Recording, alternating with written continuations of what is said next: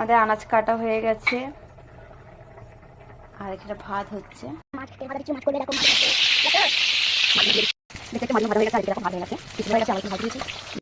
কিন্তু আলুটা ভাজা হয়ে গেছে আর আলুটা ভাজতে ভাজতে দেখো গ্যাস শেষ হয়ে গেছে, আবার আমাদের জিনিসটা ওভেন চালু করতে হচ্ছে।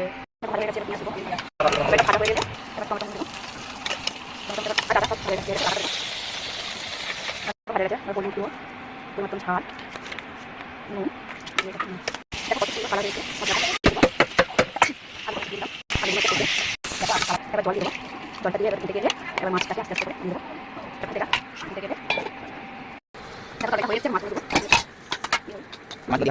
মাছের হাত থেকে কেটে মাছ ভাজে বলেন জল ঢালছি, মাছ ভাজা হবে। এই মাছটা হয়ে গেছে, এবার লাগবে।